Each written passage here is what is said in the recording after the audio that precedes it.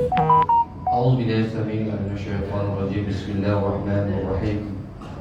الحمد لله رب العالمين وبه نستعين ولا عدوان إلا على الظالمين والعاقبة للمتقين ونشهد أن لا إله إلا الله وحده لا شريك له وأن محمدا عبده ورسوله سبحانك لا علم لنا إلا ما علمتنا إنك أنت العليم الحكيم من يهد الله فلا مضل له ومن يضلل فلن تجد له وليا مرشدا اللهم زدنا علما وارزقنا فهما اللهم زدنا علما وارزقنا فهما اللهم زدنا علما وارزقنا فهما أما بعد Assalamualaikum warahmatullahi wabarakatuh. Tuan-tuan dan puan yang dirahmati Allah sekalian, namanya mari kita memanjatkan setinggi-tinggi bersyukuran kepada Allah Taala kerana dengan pakaiannya serta sama-sama kita teruskan siri kuliah nanti kita biasa dan membahaskan menceritakan tentang kitab Imam Ahmad ibn Qudamah al-Maqdisi, iaitu Mukhtasar Minhajul Qasidin, yang bermaksud ringkasan kitab bagi mereka jalan mereka yang menuju Allah. Jadi sebagai ulang dari juga ingatkan bersama, perbincangan kita adalah lebih kepada menjurus kepada untuk memperelokkan, mentahsinkan ibadah kita bersama, insya-Allah. Ya, dalam perjalanan ini walaupun kita tentang ibadah bab yang berkaitan dengan ibadah yang kita lakukan, namun bukanlah secara khusus kaifiat dan sebagainya secara terperinci, namun lebih kepada untuk mentahsin dan perelok, perindahkan lagi amal ibadah kita daripada masa ke semasa, insya-Allah. Jadi kita sampai kepada membicarakan tentang bab yang keempat, iaitu puasa, rahsia perang dan perkara yang berkaitan dengannya. Kita sampai kepada pembicaraan yang iaitu kita membicarakan tentang huraian keistimewaan puasa, dan sudah kita buat pada sunat-sunat puasa. Dan pada malam ni kita masuk khususnya itu rahsia dan adab-adab puasa. Bila kita dah hampir kepada telah masuk bulan Rajab, iaitu bulan yang mana Rasulullah SAW galakkan kita membanyakkan ibadah puasa di bulan Rajab dan Syaban yang kita menghampiri Ramadan. Jadi sebagai persiapan sangatlah kita kirakan tentang puasa, kena sangatlah tajuk puasa bersama. Jadi tentang rahsia, cerita tentang rahsia dan adab puasa, Imam Ahmad bin Qudamah ceritakan, kata terdapat 3 martabat dalam ibadah puasa. Kita biasa dengarlah peringatan semula lah kan, iaitu puasa umum, iaitu puasa orang awam. Yang kedua, puasa khusus, iaitu orang yang terpilih. Puasa orang yang khusus ya, orang yang terpilih. Adapun yang ketiga, puasa khusus, iaitu yang terbaik pada orang-orang yang terpilih. Jadi maknanya kita itu biasa terdengar, kita ada 3 martabat ya, 3 kedudukan tingkatan orang berpuasa. Jadi maknanya kita yang sentiasa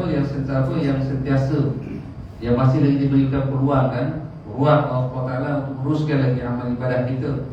Apakah pada usia kita yang sampai yang dia kata di penghujung usia, bukan saya penamat. Maknanya dia ke penghujung, kita tak tahu bila kita akan bertemu Allah SWT. Jadi maknanya kita sepatutnya semakin baik amal ibadah puasa kita. Dan mudah-mudahan kita mendapat puasa yang martabat yang tak dapat yang atas, yang khusus tu, sepatutnya dah sampai kepada puasa khusus, iaitu orang yang terpilih. Jadi kita puasa khusus ialah puasa umum ialah menahan perut dan kemaluan daripada menunaikan kehendak nafsu syahwat. Ini umum. Maknanya kata-kata orang awam sekarang kebanyakan masyarakat dia akan puasa menahan perut, dia lapar dan kemaluan daripada menunaikan kehendak nafsu syahwat. Maknanya ini puasa umum yang mana dia ada tingkatan yang masih dia dapat ganjaran. Tapi kalau tak dapat, ini malang sangatlah. Ya, kalau orang puasa semata-mata puasa dia menahan perut dan menahan kemaluan pada menunaikan kehendak nafsu syahwat, tapi dia nafsu syahwat itu masih lagi apa berlegal-legal yang pun masih lagi apa ada kesan-kesan dalam ibadat puasa dia. Puasa tapi bila makan buka makan macam masih mengikut nafsu syahwat. Ini masalah kan. Sepatutnya puasa tapi bila waktu berbuka tu dia lain. Ada berubah nafsu syahwat dia tidak dapat dikekang. Jadi itu kita puasa yang umum dia sepatutnya begitu.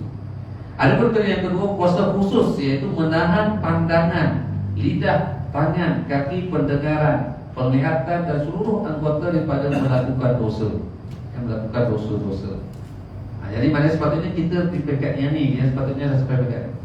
Tapi amat malam sekali kita tak sampai tu, kita tak dapat lagi menahan lidah kita. Puasa tetapi masih kita mengadu domba, melakukan fitnah dan sebagainya. Tambah-tambahkan ya, zaman-zaman yang kita terakhir ni, kita semakin parah di dalam serangan teknologi yang teknologi cyber, internet dan sebagainya. Puasa tapi orang masih lagi dalam dalam gagal menahan diri dia daripada melakukan dosa-dosa tadi, dosa lidah, dosa tangan. Kan tanganlah, lidah tak cakap, tapi tangan cakap. Ya, tangan memainkan peranan.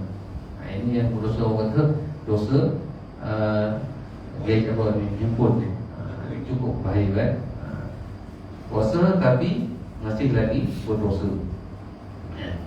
Kemudian kaki pendengaran, dengar benda-benda apa yang tak sepatutnya dengar mendengar bahan-bahan fitnah, suka sangat dengar perkara fitnah ataupun melihat perkara yang dilarang Allah SWT.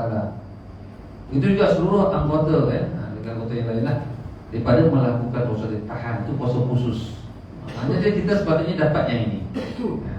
Bukan lagi puasa umum atau puasa orang awam. Manakala puasa khusus ialah puasa hati daripada segala hasrat dan lintasan. Maknanya daripada yang khusus ni dia nampak dah memang dapat daripada cantik ya, itu yang tak ada lah terlibat ke perkara yang dilarang tadi.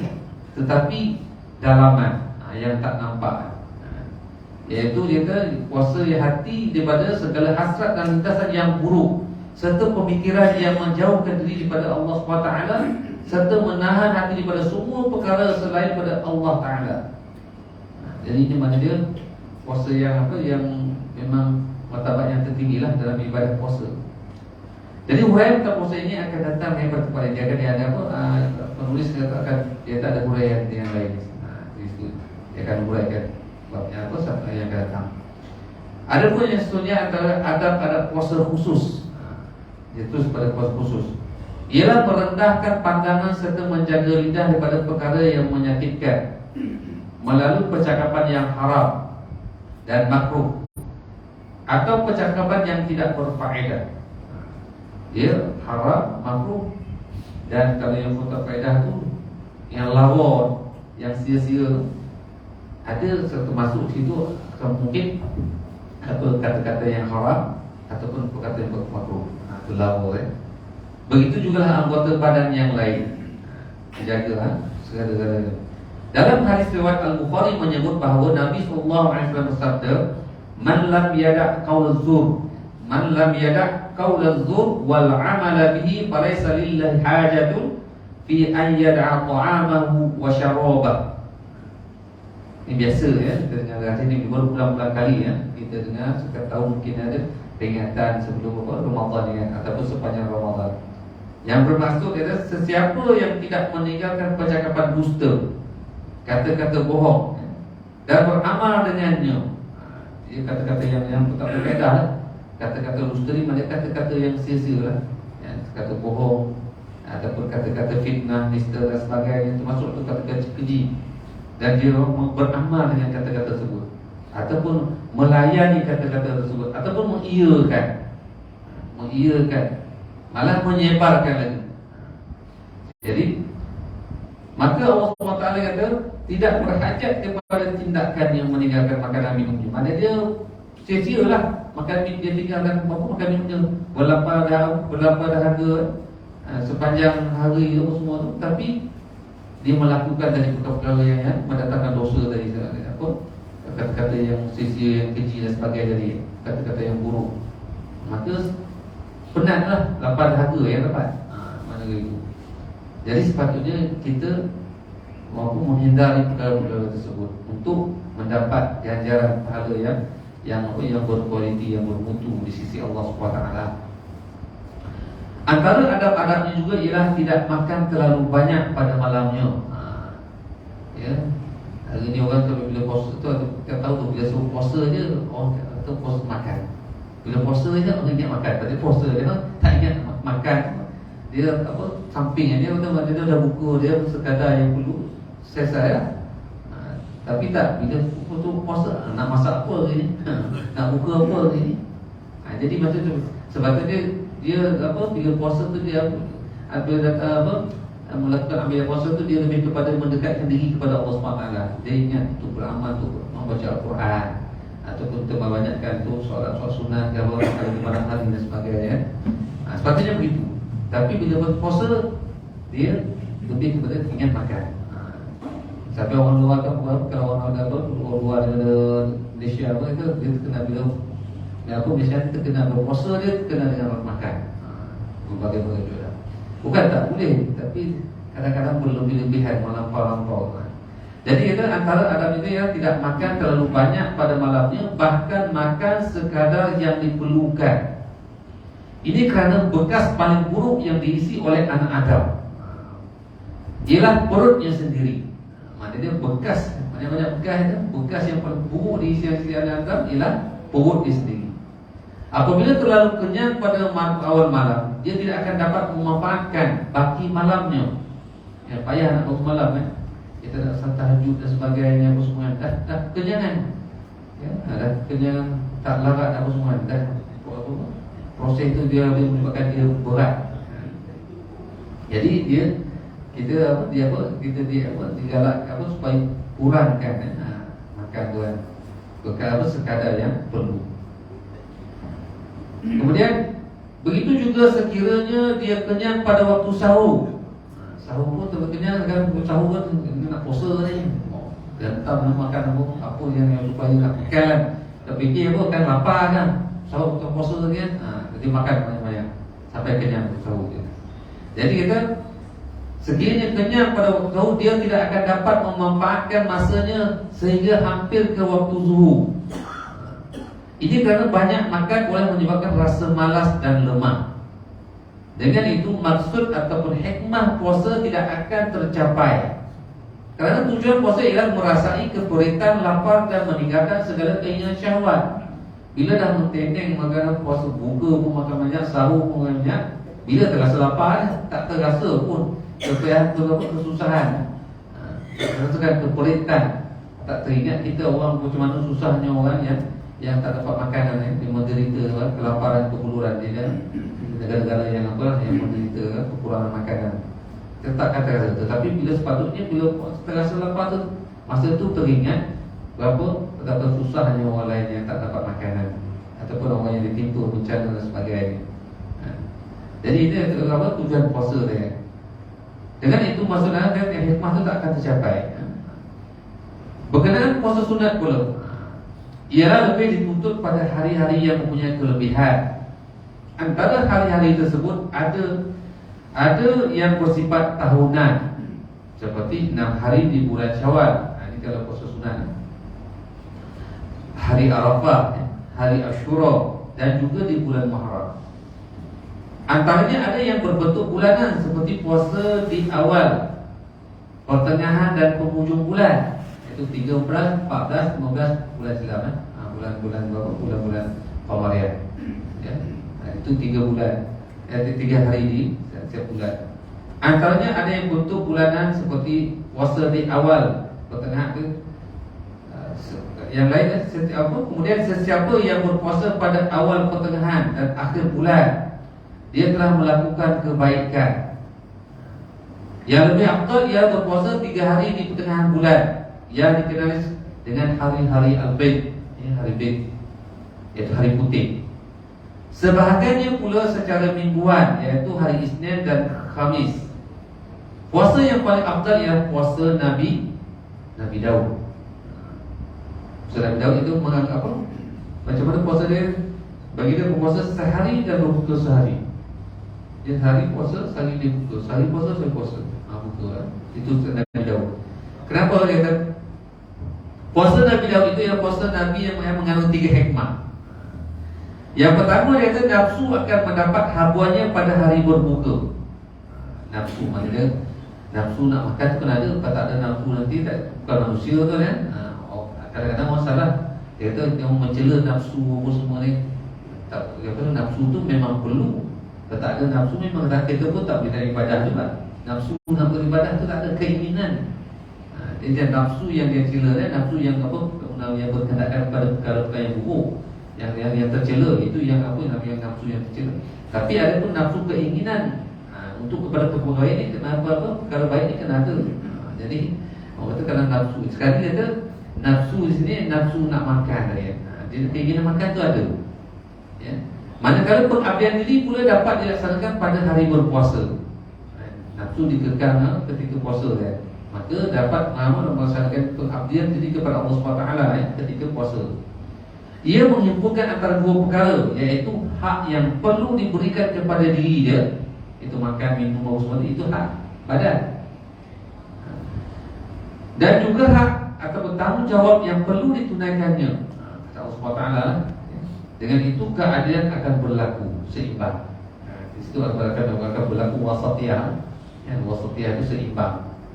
Tidaklah terlalu meremeh-remehkan, meringankan, atau tidak mampu melampau-lampau daripada, sehingga meringankan yang lain. Itu keperluan badan dan jasad. Yang kedua kita hari makan. Hari ini puasa Nabi Daud tadi. Hari makan adalah hari bersyukur, manakala hari puasa ialah hari bersabar. Ya, ketika mendapat nikmat makan tadi bersyukur ya. Kita berdoa semoga nikmat Allah SWT bagi kepada kita kan, itu kita bersyukur. Adapun ketika puasa tadi adalah hari bersabar. Syukur dan sabar merupakan dua aspek iman yang utama. Maksudnya dua perkara kena ada. Syukur kena ada, sabar kena ada. Kalau syukur dia tapi tak sabar, tak jadi juga kan. Atau sabar tapi tak bersyukur, dia tak akan terjadi. Kalau dia bersyukur, dia adalah kalangan orang yang sabar. Kalau dia orang sabar, dia adalah orang yang bersyukur juga.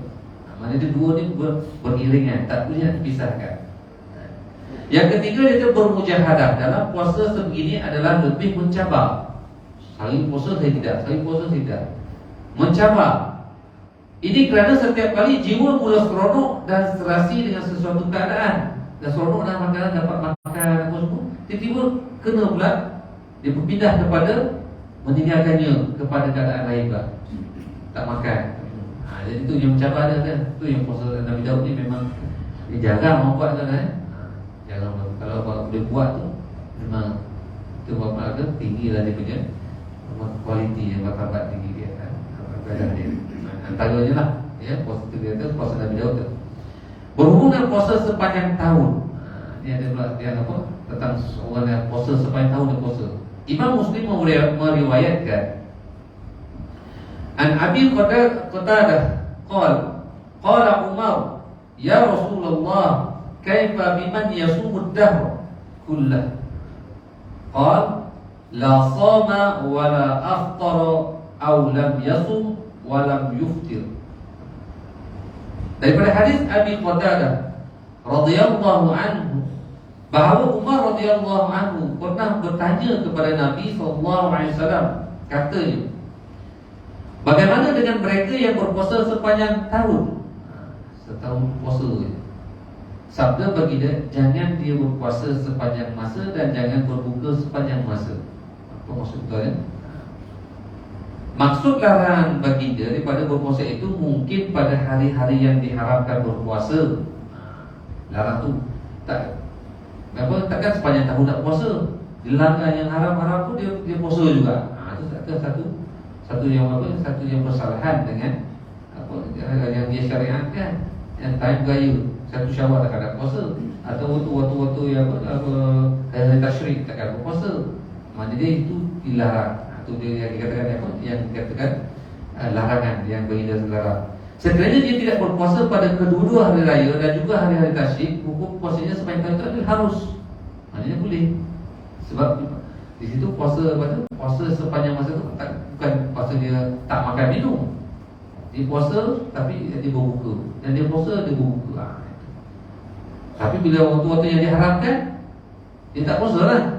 Tapi bila dia waktu yang lain, dia puasa balik. Ini puasa yang memang diharuskan. Diriwayatkan daripada Hisham bin Urwah rahimahullah bahawa bapanya berpuasa secara berterusan. Ya, Hisham bin Urwah ni dari kalangan tabi'in lah. Dia berpuasa secara berterusan. Begitu juga dengan Aisyah radhiyallahu anha. Anas bin Malik radhiyallahu anhu berkata, setelah kewafatan Rasulullah SAW, Abu Talha berpuasa secara berterusan selama 40 tahun. Dia puasa kan?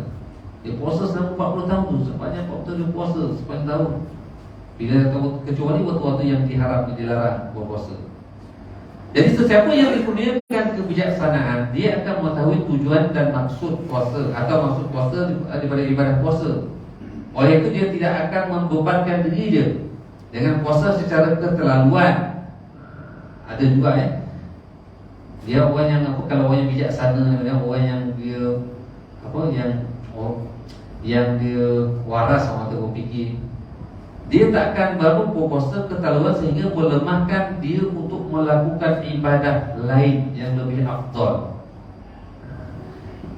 Maksudnya tuan-tuan, ada orang kalau orang dia tak kuat nak berpuasa ni. Kalau dia berpuasa dia tak mampu nak baca Quran pun tak boleh. Itu satu kerugian. Puasa tapi tak boleh, tak mampu nak baca Quran.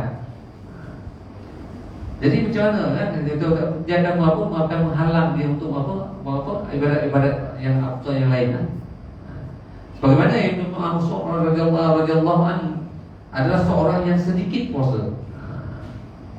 Ibnu Mas'ud adalah Ibnu Mas'ud ni orang yang yang antara yang mahir dalam yang banyak dapat hadis. Kemudian dia antara yang Al-Quran ini yang mahir Al-Quran tu kan. Dia ada seorang yang sedikit berpuasa. Beliau berkata, bila aku berpuasa, aku akan merasa lemah untuk solat. Oleh itu aku memilih untuk solat daripada berpuasa sunat. Sebahagian mereka apabila berpuasa dia merasa lemah untuk membaca Al-Quran. Oleh itu dia lebih banyak berbuka hingga mampu membaca Al-Quran. Maknanya banyak berbuka tu maknanya dia kurang puasa lah. Jadi setiap insan lebih mengetahui keadaan dirinya dan apa yang lebih sesuai kepadanya. Maknanya tuan dalam ibadat kita ni kemampuan kita. Kemampuan kita berbeza-beza antara satu sama lain. Janganlah kita memperlecehkan orang yang kurang berpuasa. Yang kurang puasa sunat, aku semua makan, nampak aku semua kita pelekeh. Tak boleh lah. Mungkin orang tu mampu baca Quran banyak. Ada orang yang tak mampu tak mampu nak baca Quran banyak, tapi dia mampu melakukan ibadat-ibadat solat, sunat dan sebagainya. Jadi makna dia dalam kita beramal ibadat tuan, kita tak boleh nak memperlekeh, tak boleh nak membeza-bezakan orang yang semua. Cuma kita boleh rasa cemburu, kita nak berlupa tu ada. Itu tak apa. Katakan orang tu kita cuba pula nak membanyakkan amal ibadat. Tetapi kalau kita nak memperlekehkan ataupun kita nak membeza-bezakan orang ni, kalau orang ni kurang puasa, orang ni tak bagus. Kalau orang ni kurang Quran tak bagus, ataupun kurang solat sunat tak bagus. Kita tak boleh menilai begitu. Yang menilai Allah SWT yang menilai. So dalam ibadah Allah Ta'ala tu tahu apa yang termampu oleh setiap orang. Dan orang yang punya diri tu yang tahu. Dia tahu dia mampu tak mampu. Tapi kalau dia katakan dia mampu puasa, tapi dia kata dia tak mampu, dia tak cuba ni. Dia kata dia tak mampu. Dia kata kalau dia puasa dia memang susah nak Quran, dia buat alasan gitu. Sedangkan dia tak cuba tu, salah lah. Allah Ta'ala yang tahu dia mampu dan dia sendiri pun tahu kekuatan diri dia. Dia tak boleh menipu Allah SWT. Maksudnya dia dalam ibadat ni adalah rahsia yang ada pada Allah SWT. Sebab dalam hal ini kita terdapat pengajaran yang mendalam kepada para penuntut ilmu dan juga pendakwah kepada agama Allah SWT ni. Maknanya kita beribadat ni atas dasar ikut yang kita mampu, yang kita boleh. Apabila kita dah cuba Tapi dah cuma-cuma memang kita puasa sampai tak jadi kerja lain pula. Itu di situ kita tidak digalakkan untuk berpuasa berlebihan. Maknanya kita ikut. Kalau kita puasa tu orang kerja berat, kerja boroh hingga kasar semua, dia puasa juga sebenarnya. Memang tumbang kat situ kan. Tak ada, tak boleh lah dia nak puasa apa nak buat kerja lain. Sahabat-sahabat itu juga ada yang dia tak puasa tapi dia berjihad, berjuang di medan medan jihad semua, dia orang dia. Dia lah yang ke depan semua. Walaupun dia kurang dalam ibadat lain. Itulah tentuannya dalam bab untuk puasa dari yang sebagaimana Imam Ibnu Qudamah, Imam Ahmad Ibnu Qudamah dalam penulisannya bab puasa supaya kita untuk perbaiki puasa kita pada sisi yang akan datang, insya-Allah. Ada seterusnya bab yang kelima, termasuk bab yang seterusnya itu rahsia haji, ibadat haji, rahsia, kelebihan dan adab-adab. Seseorang yang ingin menunaikan haji seharusnya terlebih dahulu melakukan perkara-perkara berikut. Sebenarnya kerana mungkin tuan-tuan dah mengenal apa, saya pergi haji tuan, mungkin ada 3 kali umrah sebagainya. Jadi dia kata apa perkara-perkara yang perlu dilakukan sebelum dia menunaikan haji seharusnya. Yang pertama, Imam Ibn Ahmad kata bertaubat, iaitu mengembalikan hak orang yang dizalimi dan menunaikan hutang piutangnya. Ini kadang-kadang ini ini yang banyak orang terlepas pandang. Dia gairah untuk melakukan ibadah yang ibadah wajib, tapi dia terlupa dalam kewajipan yang lain. Iaitu pertama itu bertaubat. Taubat ni memang kita kena buat daripada dosa-dosa lah. Kita kena tidak mengulangi dosa-dosa sama ada kecil ataupun dosa besar, taubat yang sebenar-benarnya lah. Dan yang kedua kita seterusnya dan mengembalikan hak orang yang dizalimi. Kita akan ambil orang lain secara kasar. Ini biasa ni kalau yang berlaku ini orang yang banyak menzalimi orang yang berkedudukan lah, yang mungkin ada pangkat, kuasa dan sebagainya, ataupun harta yang lebih, atau dia ada bekerja, membantu sebagainya. Ini biasa secara dizalimi. Dia menahan gaji orang, dia pun bekerja. Kita kena ingat lah, yang orang yang ketua-ketua syarikat dan sebagainya, ataupun pemerintah sebagainya, dia orang macam ni dia kena tengok cak-cak bagi. Kalau dia pergi ibadah haji tu kemain kita dipaparkan, diwar-warkan dalam masa, tetapi kadang terlupa hak tanggungjawab kepada orang bawahan dia. Kalau pemerintah tu dengan rakyat dia, kalau apa syarikat tu dengan pekerja-pekerja dia, kalau keluarga tu apa sekutu keluarga tu dengan anak bini dia, macam mana kan? Hak-hak ni perlu diberikan. Kalau tidak, orang kata kualiti ibadah tadi, ibadah haji tadi memang kurang lah. Orang kata cacat lah ibadah tadi. Dan kalau ada hutang piutang, betul juga kena lansaikan, kena segerakan. Kalau tidak, tak selesai. Jadi pergi haji tu yang kadang-kadang tak, orang kata nak jadi haji mabrur tu tak nampak kan. Pergi haji berkali-kali tapi perangai macam tu juga. Itu masalah, kita cek balik kan. Kita tengok balik. Kita tengok balik kan, kesan-kesan dia.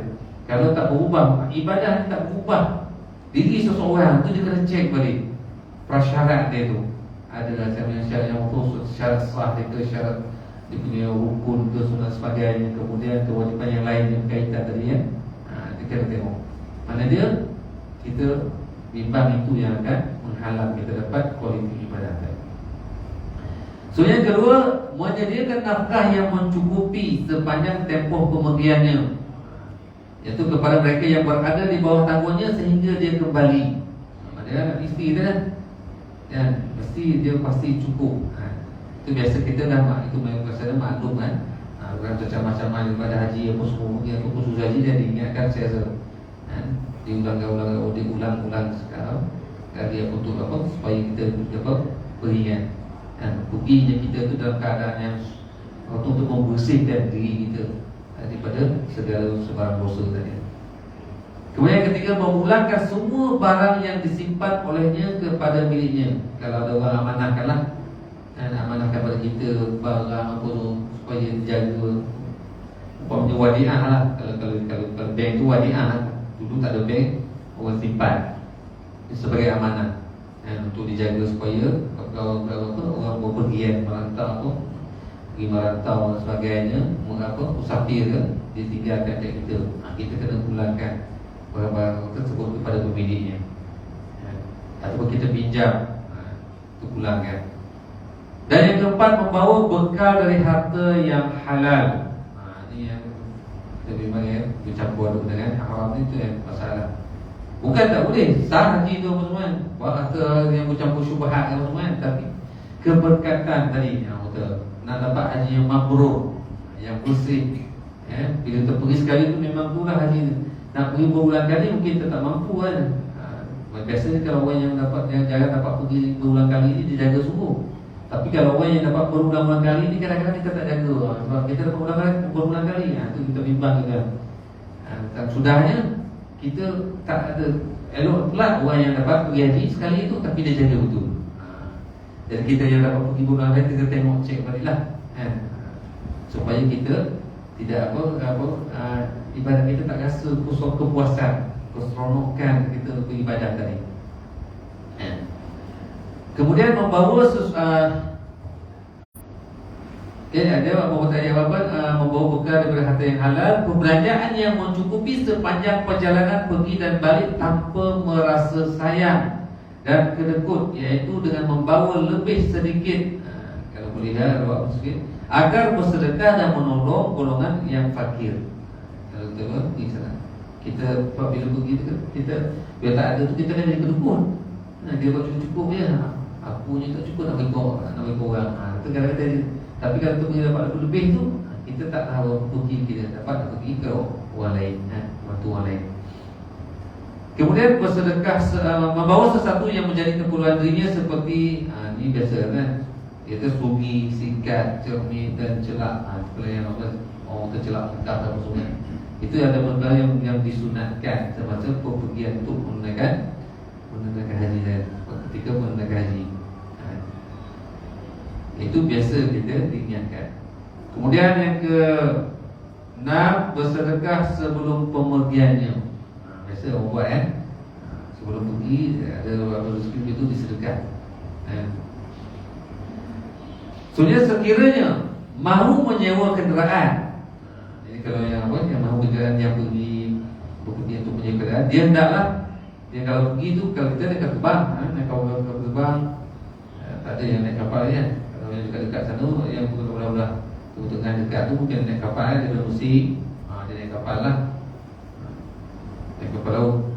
Tapi kalau kita ni kapal terbang, dia kata kalau sekiranya mahu menyewa kenderaan, dia hendaklah menunjukkan semua barang yang mahu dibawa, sama ada yang sedikit atau banyak, kepada tuan punya kenderaan tersebut. Ini baik kalau yang ikut kenderaannya di dalatannya, di jalan di Sahabat, dia kena tunjukkan barang-barang untuk yang dibawa. Seorang lelaki telah berkata kepada Ibnu Al-Mubarak, tolong bawakan buku ini untuk diberikan kepada si fulan. Beliau berkata, aku tidak akan membawanya sehingga aku meminta izin terlebih dahulu daripada tuan punya unta. Dia sewa. Unta tu dia sewa. Dia untuk nak pergi ke apa? Nak pergi ke Mekah menunaikan haji. Ada orang kirim, bawa buku, tapi dia kata dia tak akan bawa apa? Pernah kan, melainkan dia minta izin kepada tuan punya unta. Takut membebankan unta dia ke buat apa dan sebagainya lah. Jadi dia tak akan bawa. Dia sampai begitu saya minta izin kalau kita sewa kenderaan ataupun kenderaan yang lain lah. Kemudian yang seterusnya, dia kata mencari rakan seperjalanan yang soleh. Itu digalakkan. Biasanya kalau yang pergi haji ni orang yang soleh-soleh kan, biasanya betul lah. Tak tahu kan, kalau ada orang jenis saja yang melancung kan, itu dia saja untuk tujuan dia nak menunjukkan aku dah pergi haji. Itu masalah kan. Mungkin ada yang begitu, tapi kita digalakkan memang cari orang yang soleh dalam perjalanan untuk menunaikan haji tadi. Kalau orang yang baik-baik yang sama-sama untuk melakukan ibadat, sama-sama untuk mendapatkan ganjaran daripada Allah SWT. Dia suka kepada kebaikan dan boleh membantunya, iaitu mengingatkan yang apabila dia lupa. Kan, nak orang buat pun ada lepo, pergi haji pun ada lepo buat apa melayani nanti masuk dekat apa ketika tawaf ke apa ke kan. Jadi kita tak dengan dia telega kan. Jadi bila ada orang kawan-kawan yang soleh tu, dia akan mengingatkan kita, dan kita mengingatkan dia mengingatkan kita. Supaya kita dapat apa nilai ibadah tu kan yang berkualiti. Ya, apabila dia menolong dia, apa dia ingat? Dia ingat untuk melakukan sesuatu dan menyabarkan dia apabila berada dalam kesempitan ataupun ditimpa musibah dan sebagainya. Jadi itu kepentingan mencari orang yang soleh, orang yang baik. Sebenarnya melantik ketua rombongan di kalangan orang yang paling baik akhlak. Dalam bermain-main tu, tapi biasanya ketua tahunya orang yang apa kan? Kadang-kadang orang yang agama ke imam ke ustaz apa ke dia orang kecil orang lebih baik. Ataupun orang lain yang mungkin kalau doktor ke tak ada apa semua, tapi dia orang yang paling baik akhlak, dia tahu. Jadi ketua. Bertoleransi dan orang yang bertoleransi dan paling berilmu khususnya berkenaan dengan Al-Quran dan Sunnah. Jadi ketua rombongan adalah penting kerana pendapat manusia sentiasa berbeza, yang mengakibatkan kecelaruan dalam pengurusan. Ini maknanya kan, kalau tak ada kau pendapat macamnya. Kalau nak belajar mazhab ni macam dah. Langsung tak lakukan ibadah dengan apa kan, masalah mana satu nak ikut ni. Lalu duduk ke hotel orang kan. Tak mana satu yang betul. Mana dia kita kena cari orang yang memang boleh kita pegang untuk apa, supaya tak berlaku kecelaruan dalam ibadah. Jadi dia sentiasa mengambil berat. Ketua adalah berlemah lembut dengan orang ramai dan sentiasa mengambil berat terhadap kepentingan mereka serta menjadikan diri sebagai pemelihara kepada mereka. Itu kepentingan dalam ketua dan melantik ketua. Sebenarnya seseorang musafir hendaklah memperelokkan percakapannya, memberi makan dan menunjukkan akhlak yang baik. Apabila dia musafir, dia akan mendedahkan segala sifat dalamannya yang tersembunyi. Nak tahu orang perangai orang ni seseorang tu ialah ketika dalam musafir. Kalau waktu macam biasa tak nampak dia punya man. Tapi bila musafir tu akan terselah apa sifat peribadi dia yang sebenar. Sabar atau tak sabar, cepat cepat mengeluh dan sebagainya. Itu sifat dia sebenar. Tapi kalau waktu biasa memang tak nampak. Tapi bila dalam perjalanan tahulah dia orang macam mana orang dia. Jadi itu dia tu.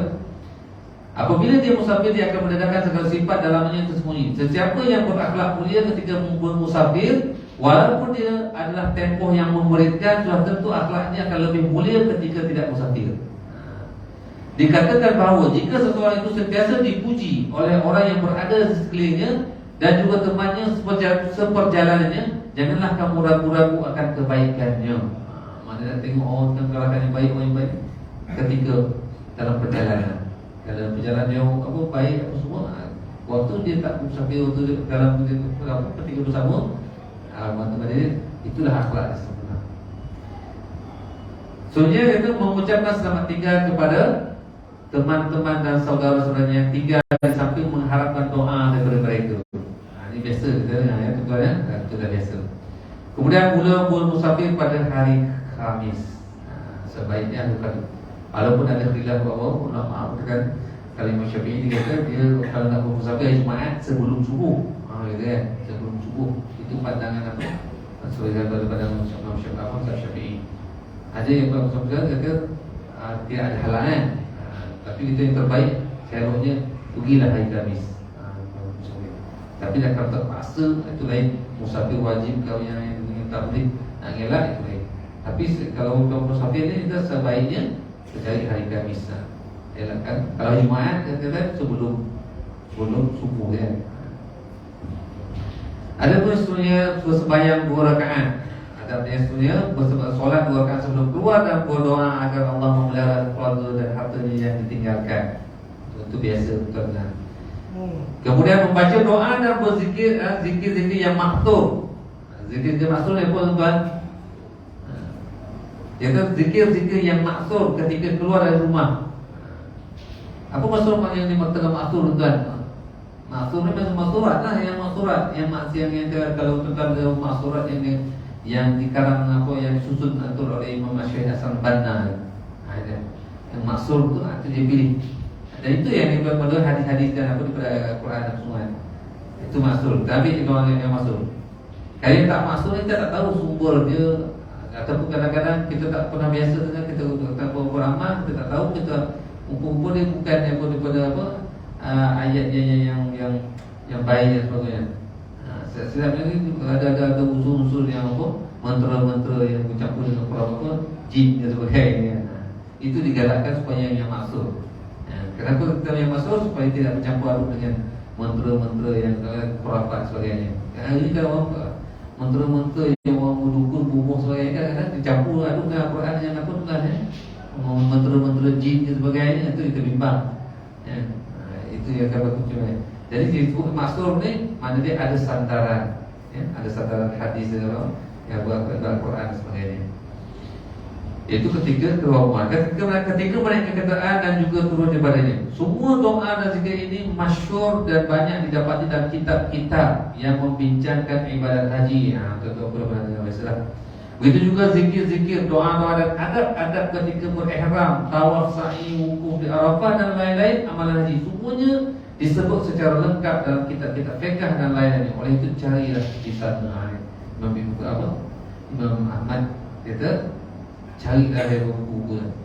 Sini-sini dia ada semua dia nak jelaskan dan memperingatkan kita supaya kualiti ibadah haji kita itu terpelihara daripada sebarang kecacatan yang mengurangkan pahala dan ganjaran, ataupun kita menghalang kita untuk mendapatkan haji yang mabrur tadi. Begitulah ya tuan-tuan ya, adab-adab yang apa secara ringkas yang diberikan oleh Ahmad. Dan ada lagi ya Pak ya, ada rahsia haji juga.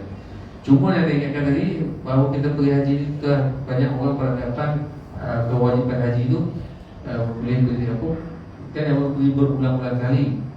Tapi kadang-kadang kita lupa diingatkan supaya sebelum kita pergi untuk kali yang kedua kan. Yang pertama tu wajib. Yang seterusnya itu adalah sunat.